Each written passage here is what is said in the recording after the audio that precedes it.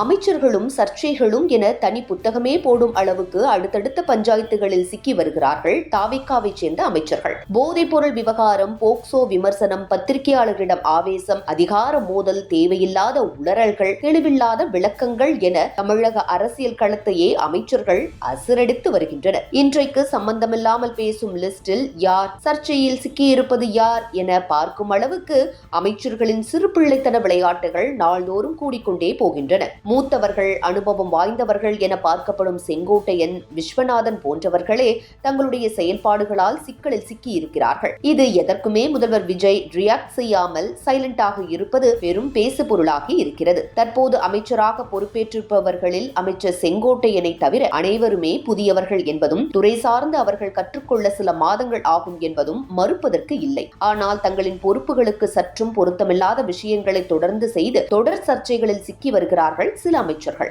அதிலும் போதைப் பொருள் விவகாரத்தில் சிக்கி அதற்கு அமைச்சர் தந்த விளக்கமெல்லாம் கல்வெட்டில் பொறிக்கப்பட வேண்டிய ரகம். தொழில்துறை அமைச்சர் கீர்த்தனா வெளிநாட்டு முதலீடுகளை ஈர்க்க முதிர்ச்சி இல்லாமல் ரீல்ஸ் போட்டதோடு, கோவை சிறுமி கொலை விவகாரத்தில் பத்திரிகையாளர்கள் கேள்விக்கு சிரித்துக் கொண்டே பதிலளித்து விமர்சனத்திற்கு உள்ளானார். போக்குவரத்து துறை அமைச்சர் விஜய் தமிழன் பார்த்திபன் கிளாம்பாக்கத்தில் பேருந்து தாமதம் குறித்து கேட்ட இளைஞரிடம், நீ நல்லா சாப்பிட்டு இருக்க, நான் இன்னும் சாப்பிடல என எரிச்சலாக பேசியதும், இனி அனைத்து பேருந்துகளுமே ஏசியாக்கப்படும் என பேசியதும் சர்ச்சையானது. கைத்தறித்துறை அமைச்சர் விஜய் பாலா அரசு விழாவில் 2026 சட்டமன்ற தேர்தலில் மக்களாகிய நீங்கள் வாங்குமிடத்தில் வாங்கிக் கொண்டு ஓட்டளித்ததுதான் மிகப்பெரிய ஊழல் என பேசி பெரும் கொந்தளிப்பை ஏற்படுத்தினார். அனுபவம் வாய்ந்த மூத்த அமைச்சர்களான செங்கோட்டையன் மாணவர்களின் ஐடி கார்டுகளில் சாதி விவரங்கள் இடம்பெறும் என்று கூறி சாதி சான்றிதழ் சர்ச்சையை கிளப்பினார். அதேபோன்று அமைச்சர் விஸ்வநாதன் மதுரையில் போதைப்பொருள் ஒழிப்பு விழாவில் பங்கேற்ற போது சிறுமிகளின் கால்களை பிடித்து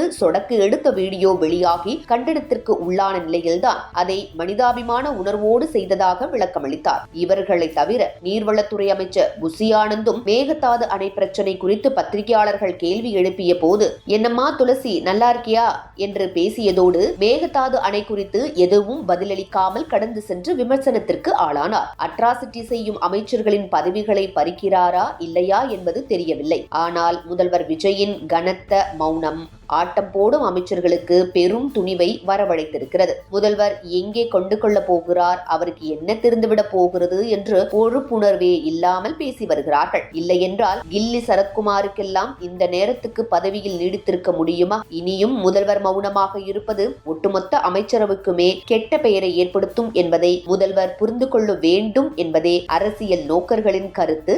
முதல்வர் சாட்டையை எடுப்பாரா? பொறுத்திருந்து பார்க்கலாம்.